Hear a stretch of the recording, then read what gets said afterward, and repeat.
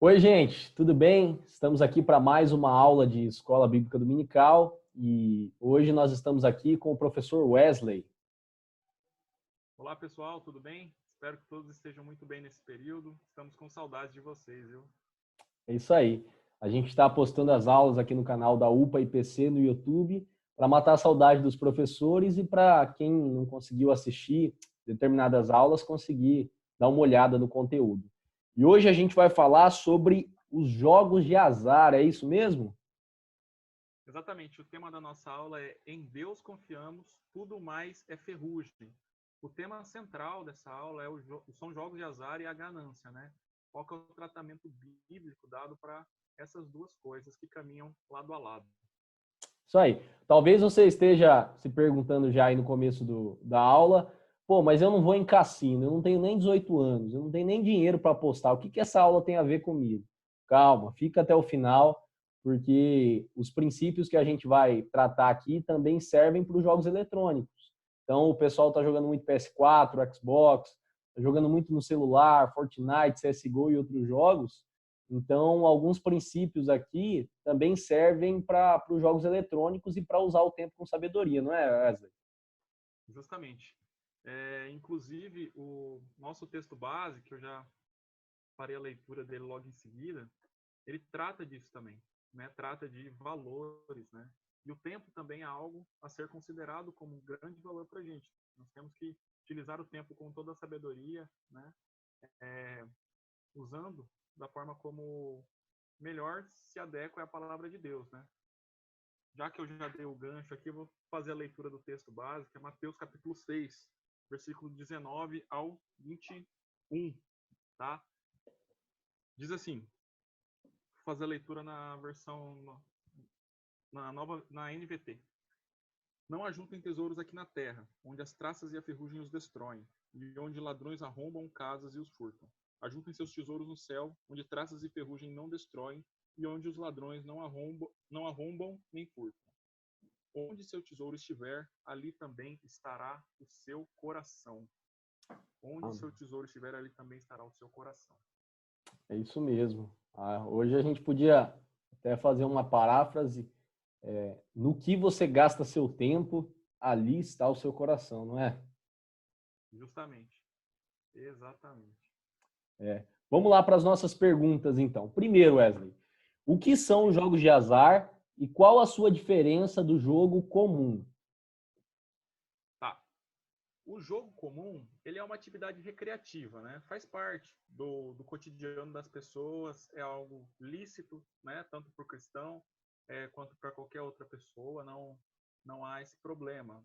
Algo que é usado para se divertir, algo que é usado para recreação ou também como competição, né? Os esportes são jogos, né? Temos aí Jogos Olímpicos, por exemplo, né? Que é uma infinidade de modalidades esportivas, enfim, é uma infinidade, é um mundo, a parte a questão dos jogos, os recreativos e os esportivos. Porém, os jogos de azar ele tem um tempero que a palavra de Deus, né? E como que a gente pode definir jogos de azar? Jogos de azar envolvem a transferência de algo de valor de uma pessoa para outra, com base em mera probabilidade, né?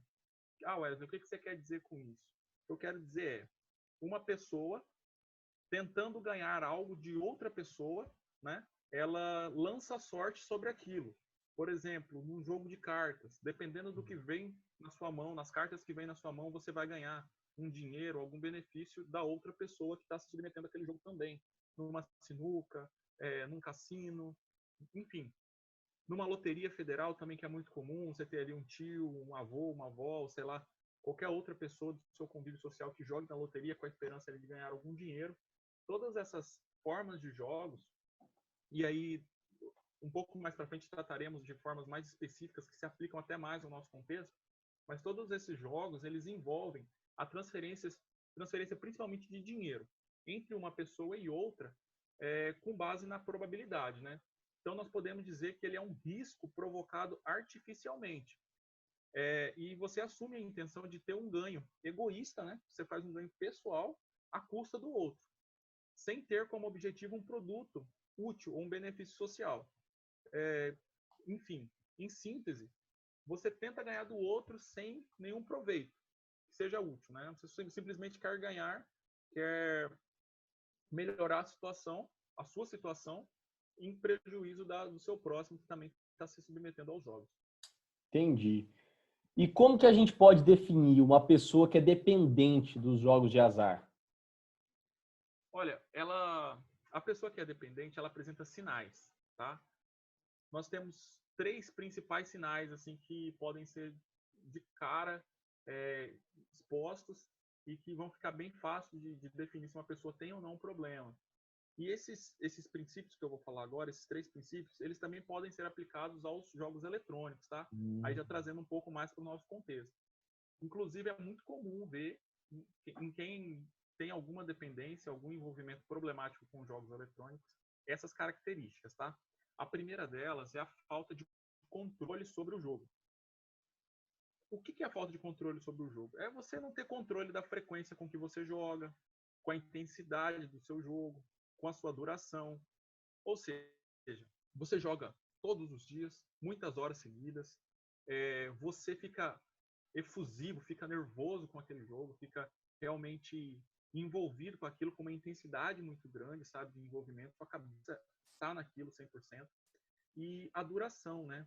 Então você passa ali horas do seu dia, você perde, por exemplo, outras obrigações por causa da seu envolvimento com os jogos, tá? Isso se aplica tanto para os jogos de azar quanto para os jogos eletrônicos, tá certo? E logo depois nós falaremos por como que o jogo eletrônico pode se tornar também um jogo de azar.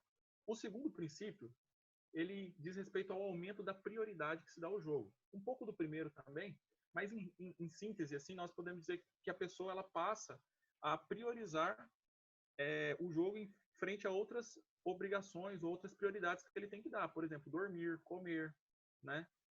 Ter uma rotina do dia a dia. Então, é muito comum você ver ali jovens, adolescentes que ficam nos jogos e esquecem do restante das suas obrigações, né? Perdem a noção do tempo, perdem qualidade nos estudos, deixam de ouvir os pais, deixam de ter tempo de qualidade com outros amigos, né? Ter convívio social por estarem envolvidos em jogos. E a terceira é a escala de tempo. Apesar de todos esses problemas que já foram ditos, né? Você perder tempo de sono, de estudo, de qualidade com outras pessoas que tem ao seu redor, você tem uma escala de tempo maior. Ou seja, quanto mais você se envolve, mais você continuará se envolvendo, até o momento que isso vai tomar todo ali a sua vida, o seu cotidiano, né? De alguma forma. Então, se o adolescente está jogando muitas horas, quase todos os dias, quando alguém passa na frente ali ou chama ele para almoçar ou jantar, ele fica grilado, irritado. E se ele começa a deixar de estudar, de ler a Bíblia, de orar, de sair com os amigos, de conversar com os pais, é um sinal de alerta, não é? Exatamente. Nós temos aí, com certeza, um jogador problemático, no mínimo, tá? Porque a escala de jogos, né, nós podemos definir em 4. A pessoa que não joga nada, é uma pessoa que se abstém de jogos, de um modo geral. Nós temos o jogador recreativo, que é aquele que se diverte esporadicamente, né? Se a gente fosse levar para o futebol, por exemplo, a gente poderia falar assim, é um peladeiro de fim de semana, né? Tira ali 1, 2 horinhas do seu sábado para correr um pouquinho, dar uma resenhada com os seus amigos e tal. Enfim, esse seria o recreativo. E aí tem o problemático, né? Que é aí que começam já a ter os sinais de dependência. É aquele cara que passa várias horas à revelia dos seus vários afazeres, né? A pessoa tem que estudar, tem que trabalhar, e ela prioriza o jogo, enfim. Enfim, ali começa a ter o problema. Então, a pessoa que deixa, por exemplo, a sua vida devocional por causa de jogos, né? A pessoa que começa a se irar porque está sendo interrompida nos seus jogos, etc., ela já está se enquadrando ali no problemático, tá? E aí é um passo para você estar no patológico. Qual que é a diferença do patológico e do problemático? O patológico, ele, de fato, ele precisa de um tratamento que, inclusive, é médico. Uma informação que é uma informação médica, né? Existe um CID. O CID é o Cadastro Internacional de Doenças. E foi proposta recentemente, nas últimas alterações que teve no CID, o CID 630, que é a patologia decorrente do vício, entre os quais está incluído o vício nos jogos. Tá? Então, de fato um cuidado que tem que se tomar. Por quê? Porque o patológico, ele, de fato, é dependente, é como uma droga. E do problemático, como eu falei, para o patológico é um passo, né? E para nós, como cristãos, nós temos uma obrigação de cuidado muito grande com as disciplinas espirituais, né? Porque, inclusive, elas são a chave para nós podermos vencer essa dependência. É isso mesmo. E foi bom você ter falado sobre as escalas aí dos jogadores, porque os jogos em si, eles não são uma coisa ruim. É claro, depende do jogo, né? Tem Exato. jogos aí que não convém, mas o jogo em si, por exemplo, o FIFA, você jogar um determinado jogo de guerra, alguma coisa, os jogos em si, eles não são ruins. Eles são, como você falou, o futebol de sábado, são coisas que Deus nos deu a capacidade, através da graça comum, do ser humano desenvolver, a tecnologia, as artes, a música, por exemplo. A questão é que a gente não pode fazer disso um ídolo do nosso coração, né? Buscar satisfação nisso e concentrar toda a nossa energia, o nosso tempo, o nosso esforço nessas coisas. Foi isso, mais ou Exato. menos. Exato. Todas as coisas, elas devem ser usadas com sabedoria e com moderação, né? Cada uma no seu devido lugar ali na escala de prioridades da nossa vida, né? Nós, de fato, não podemos substituir o que é prioritário em nossa vida em detrimento de coisas que não são, né? Os jogos não são prioritários, então eles não vão poder, de fato, substituir outras coisas que são prioritárias, né? De É fato, isso é muito mesmo. importante isso. Não é, então, gente, não tem problema jogar, mas a questão é que posição que isso ocupa na sua vida, quanto tempo você tá colocando nos jogos e tudo, e se isso está atrapalhando as outras prioridades da sua vida, não tem problema. Lucas, eu queria fazer um comentário aqui extra, que aí, às vezes o adolescente pergunta assim, mas como que eu vou saber? Porque de fato é difícil que a própria pessoa reconheça essa situação, né? Mas aí ele diz, como que eu vou saber se eu estou ou não envolvido de forma ruim no jogo, se eu não problemático no jogo? O termômetro sempre pode ser a palavra dos pais, tá? Na maioria das vezes a palavra dos pais serve. Quando o seu pai chega a dizer, filho, para um pouco, né? Vamos fazer tal coisa. Tipo, vamos almoçar, vamos fazer uma atividade física, vamos sair um pouco do quarto, né? Quando começa a ter esses alertas, né? Você pode levantar suas antenas ali e ficar de olho, porque você tem grande chance de já estar classificado assim como um jogador problemático, tá? Porque você já está se esquecendo dos seus demais afazeres para que você fique envolvido na sua atividade eletrônica ou em outros jogos, né, que você esteja envolvido. E por que que os jogos eletrônicos e os jogos de azar são tão viciantes assim? Por que que a gente gosta de passar tanto tempo assim? Começa a jogar, aí joga uma partida, quer jogar outra, quer jogar outra, quer jogar outra. Tá, os jogos de azar, eles têm características assim, bem peculiares, né? Mas eles usam coisas que são usadas por vários outros segmentos da nossa vida. A primeira a gente vai falar assim na questão bíblica. A origem dos jogos de azar, ou seja, que envolve a transferência de algum bem, ou seja, um benefício em prejuízo do outro, ele envolve iniquidade, envolve avareza, envolve o prejuízo. São três coisas que, de fato, o coração pecador busca, tá? A iniquidade é aquilo que é injusto, né? O oposto, né, do que é justo, do que é igualitário. Você tem uma ação perversa, porque quando você passa a entender isso como uma violação à lei de Deus, você vê que é errado fazer, né? E aí as pessoas geralmente fazem, utilizam-se disso. Avareza é quando você se apega extremamente ao dinheiro, né? Você tem preocupação maior com o dinheiro ou com algum benefício que isso lhe traga, né? E por fim, o prejuízo que você causa no outro, né? Então essas são os primeiros pontos assim, que a Bíblia elenca como relacionados aos jogos de azar. Mas como que eles cativam a mente da pessoa, do jovem, até das crianças? Ele usa a emoção e a empolgação, né? A emoção, ela é uma reação moral, psíquica, física, não sei, que você tem uma confusão de sentimentos ali. Aí tem gente que reage com raiva, tem gente que reage com efusividade, feliz, muito feliz. Enfim, você fica envolvido emocionalmente com aquilo, né? Às vezes o menino, por exemplo, vamos dar um exemplo, a gente falou do futebol aqui no FIFA, né? Às vezes o menino é ruim de bola, né? No time ali da igreja, ali no futebol da UPA na quarta-feira, ele sempre fica de próximo, né? não consegue fazer muitos gols, não tem muita habilidade, mas o cara é um monstro no FIFA, né? Faz gol de todo jeito, ganha de todo mundo e tal. E aí, às vezes, a emoção que ele não tem no futebol real, né? Ele encontra no futebol eletrônico, mas o problema é que isso aí acaba se tornando algo mais importante na vida dele, né? Mais importante até do que outras coisas que são fundamentais. E também a empolgação. A empolgação é o excesso de animação, né? É justamente essa questão das conquistas. As conquistas dos jogos te fazem ficar muito mais feliz do que outras conquistas da vida, né? Então, são coisas aí que são usadas. E tem um detalhe que a Bíblia nunca excluiu, nunca disse que os filhos não são tão, perdão, que os filhos das trevas, eles são muito sábios, tá? Que eles usam de vários meios para que possam cativar, né, aqueles que são do caminho do Senhor.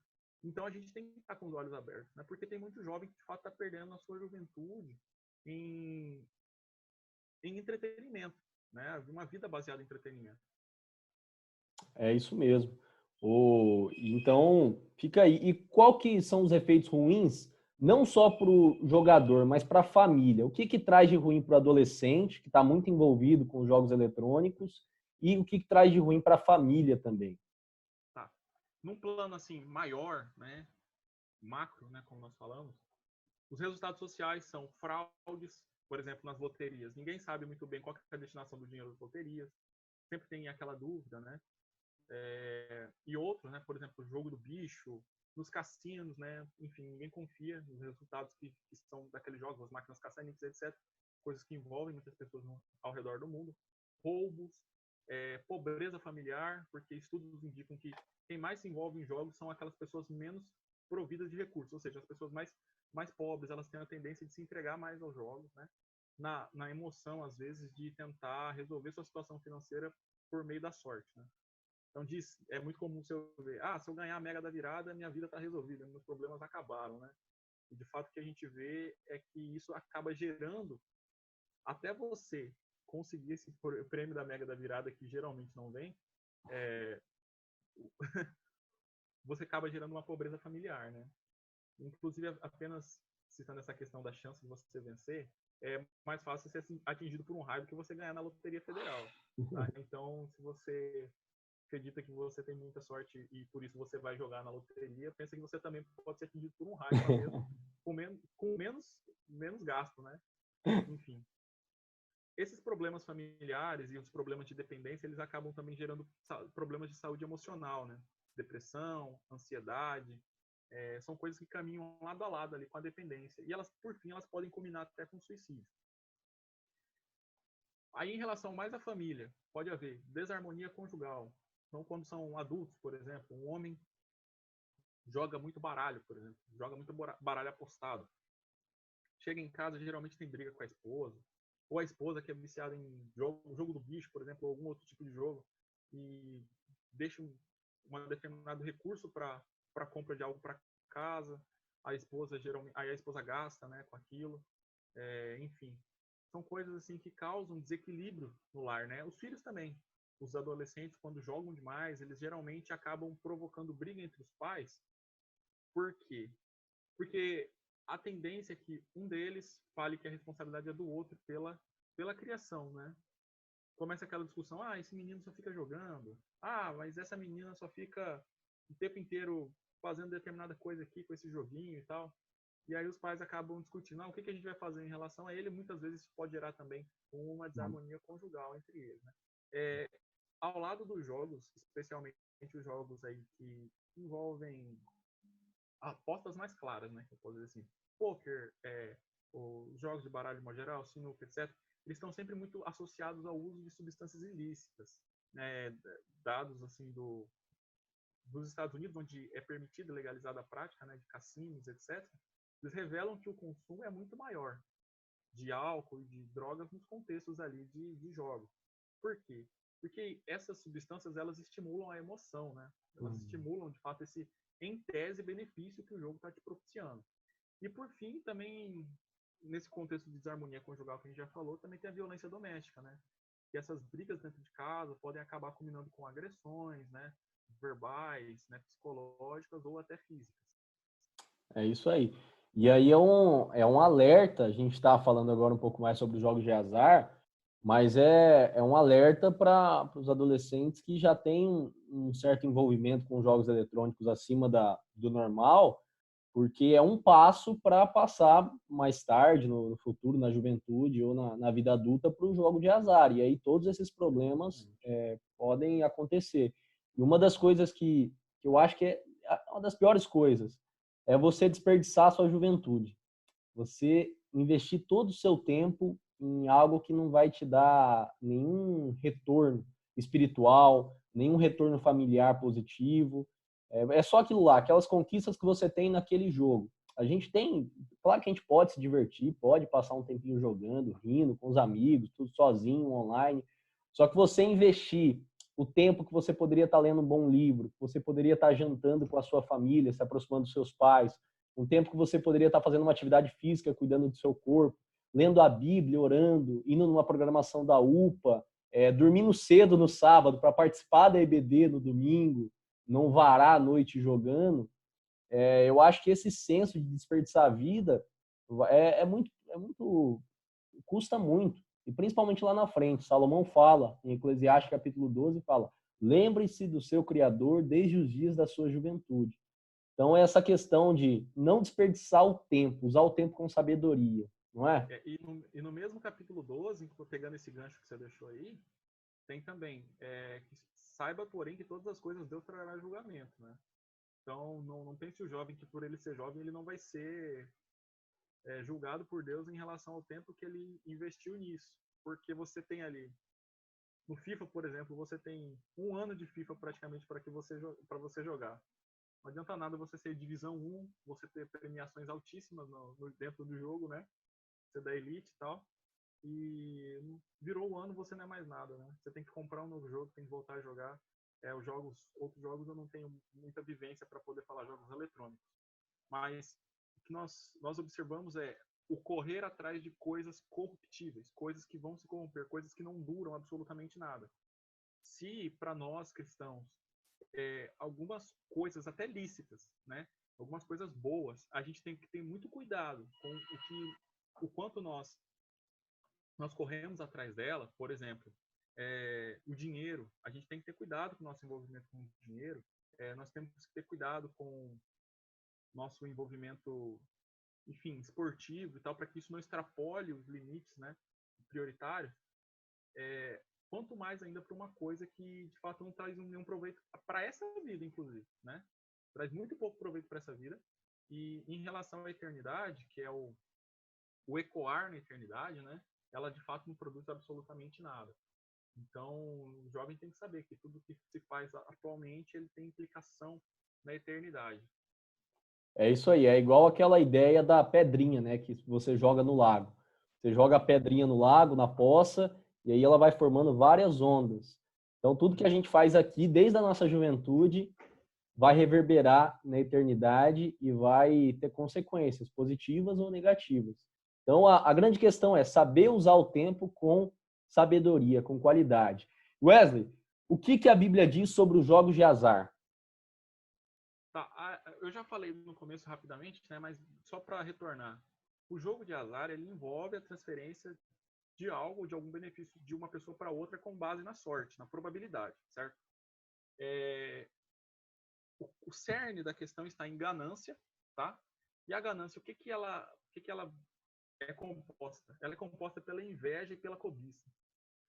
A inveja, que é o desejo de você ter algo de outra pessoa, o poder, né? Às vezes o adolescente pode dizer assim, mas meu problema não envolve, né? Mas envolve a satisfação dele falar para o amigo dele, ganhei de você, né? Ser mais respeitado entre os demais e etc. E a cobiça é o desejo realmente desenfreado de você ter algo que pertence a outra pessoa. Nós temos diversos textos bíblicos que retratam essa situação, tá? Vamos começar aqui com Efésios, capítulo 4, versículo 28. Diz aqui: aquele que furtava, não furte mais, antes trabalhe, fazendo com as próprias mãos o que é bom, para que tenha com que acudir ao necessitado. Aqui a gente vê que, primeiro, o cristão que tem realmente, né, Cristo como centro da sua vida, o cristão regenerado, ele muda suas ações. As antigas ações ficam para trás e o que ele produz, né, especialmente com o que ele tem um proveito econômico dele, que é o trabalho, ele deve usar prioritariamente com a ajuda ao necessitado. Foi a primeira aula que nós tivemos da responsabilidade social, tá? Os adolescentes também acompanharam.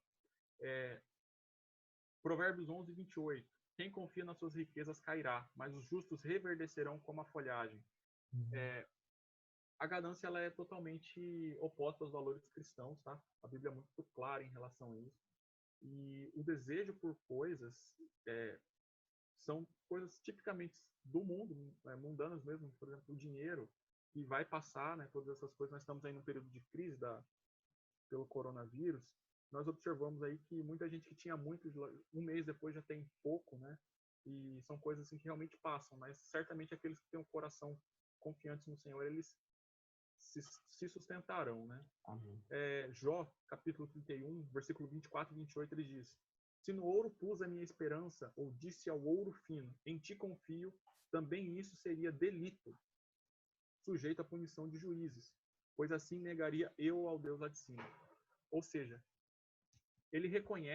Jó reconhece ali no seu sofrimento, que houve... Desculpa, acho que o meu gato apareceu aqui. Quer participar da live também? Aí, ó, mostra ele. É o Goku. É o Goku, tá aqui, me assustando. Enfim, retomando aqui, Jó, ele vai falar nos seus sofrimentos que o dinheiro que ele,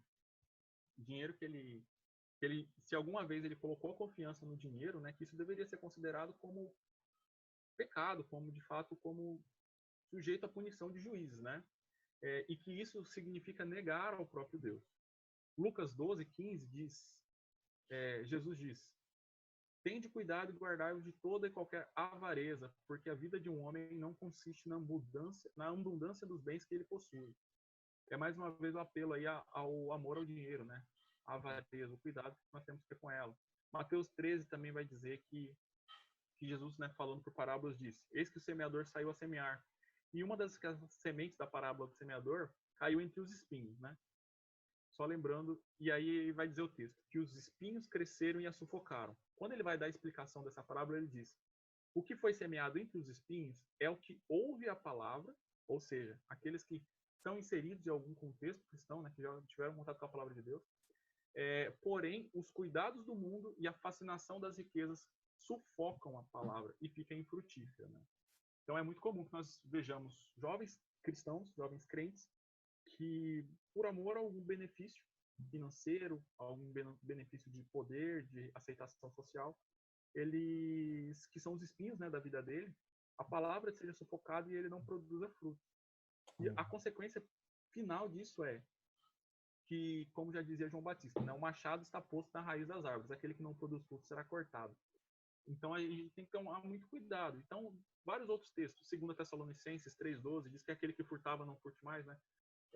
Perdão, esse é o texto de Efésios. Provérbios 28, 20. O homem fiel será acumulado de bênçãos, mas o que se apressa a enriquecer não passará sem castigo. Provérbios 13 também.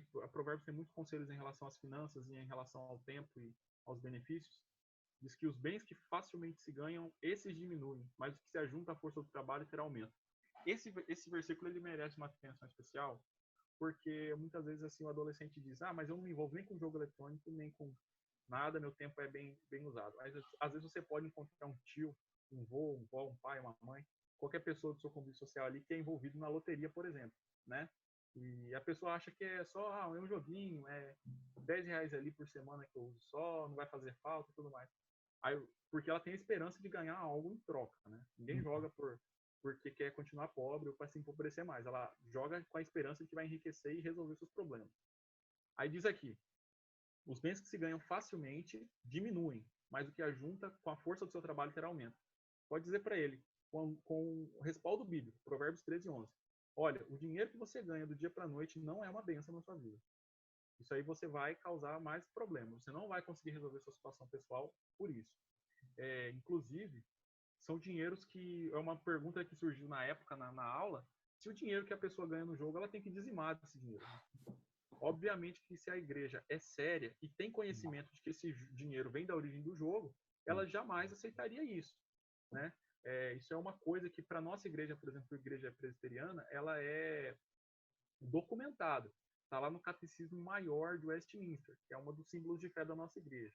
Na pergunta 142 diz: quais são os pecados proibidos no 8º mandamento? Só para lembrar, o 8º mandamento é não furtarás, né? E de fato a Bíblia traz esse tratamento de que você pegar de outra pessoa, como a gente já viu que é o conceito do jogo de azar, algo é furto. Respondendo essa pergunta, as pessoas que elaboraram, né, o documento dizem que o jogo de azar está inserido, né, dentro do não furtarás. Então, é uma coisa que nós devemos levar assim, ao pé da letra mesmo na prática cristã diária. Isso mesmo. E caminhando para a última pergunta, como vencer o vício em jogos eletrônicos e como se prevenir de um futuro vício nos jogos de azar e como eu posso aconselhar, por exemplo, alguém na minha família, um amigo meu, um adolescente na escola, um familiar meu que está envolvido muito com vício em jogos eletrônicos ou um vício de jogos de azar. Como que a gente supera esse obstáculo? Então, o texto que nós lemos no começo, né, Mateus 6, ele vai trazer algumas lições. Eu queria deixar claro assim, em geral, a pessoa que tem um envolvimento problemático ou de vício, ela não reconhece, né, que tem. E aí esse texto aqui ele é crucial. Por quê? Ele vai dizer para nós não ajuntarmos os tesouros, etc. Vai falar ali que os olhos também são a lâmpada do corpo e várias outras coisas, né, que fazem parte da essência do homem pecador. Então, nós observamos aqui no texto, entre Mateus 6, 19 e 34, no versículo 21, que nós somos o que nós pensamos, né? Se o jogo ocupa o seu pensamento, de fato você está numa situação de problema mesmo. Então, diz lá, porque onde está o tesouro, ali também está o seu coração. Então, você é o que você pensa. Se você fica com a cabeça inteira no jogo, você pode saber que você é um jogador, né? Somos o que os nossos olhos estão fitando, né? A palavra que aparece na Bíblia, fitar, significa olhar fixamente, né? Observar com cuidado, com zelo. Diz o texto aqui também que os olhos são a lâmpada do nosso corpo. Se você está com seus olhos voltados para isso o tempo todo, você também é jogador. Nós somos também aquilo que nos escraviza. Diz no texto aqui um pouco à frente que ninguém pode servir a dois senhores, pois odiará um e amará o outro. Se dedicará a um e desprezará o outro. Vocês não podem servir a Deus e ao dinheiro. Isaías 42, versículo 8, também tem uma referência sobre isso, né? Sobre servir a dois senhores. Mas nós observamos que se algo na sua vida toma a parte da disciplina espiritual, toma parte da sua comunhão com Deus, isso certamente está tornando o Senhor da sua vida. Por fim, nós também somos aquilo que é importante para nós, né? Diz a Bíblia que nós não podemos andar ansiosos pela nossa vida, que a vida não é mais do que o dinheiro, né? E nem o corpo mais do que as vestes. E quando nós damos muito valor aos jogos, a possibilidade de enriquecer, em ganhar, ou mesmo nós gastamos o nosso tempo de forma desregrada nisso, isso de fato é o que torna importante para nós. Porque nós somos o que fazemos e não o que falamos, né? Então, muitas vezes o adolescente é ser questionado: adolescente, mas você está jogando demais. Ele fala: não, estou jogando não, isso aqui é normal, né? É assim mesmo. Não é assim. Se você demonstra que a importância do seu jogo está naquilo, a importância da sua vida está naquilo, isso é o que você é, tá? E você está deixando de lado aquilo que de fato é importante. Por quê? A idolatria, então, um dos pecados, talvez dos mais tratados na Bíblia, mais condenados, ele envolve a negativa da realidade. Qual que é a realidade? É a palavra de Deus. É a Bíblia Sagrada. Os idólatras, eles vão amar, vão confiar e vão obedecer aos seus ídolos, tá? Alguma dessas três coisas eles vão fazer: vão amar, vão confiar ou vão obedecer. E quais são os seus ídolos? Os ídolos são o poder, a aprovação, o conforto e o controle. Então, quando alguém diz: eu quero ganhar na loteria para resolver os meus problemas. Quais são os problemas, geralmente? O problema é a falta de dinheiro, às vezes a pobreza. Então, ele quer ter o controle da situação, né? Eu quero ganhar na loteria porque eu vou poder comprar um carro importado. Ele quer ter aprovação social, às vezes. Quero ter um carro que eu vou mostrar para todo mundo que eu tenho agora. eu quero ganhar algo para mostrar que eu tenho poder, tipo, no jogo de pôquer, eu quero ser melhor do que os outros, né? Então, enfim, várias coisas. E nos jogos eletrônicos também, no contexto adolescente, eles também se aplicam, né? Porque você tem amado, né? Porque você tem dedicado seu tempo àquilo, você tem visto aquilo continuamente, os jogos eletrônicos. Por quê? Porque você quer ter uma aprovação ali, quer ser o melhor no jogo, você quer obter prêmios no jogo, e etc, para simplesmente mostrar, para dizer que você tem o controle, que você é melhor do que os outros, enfim.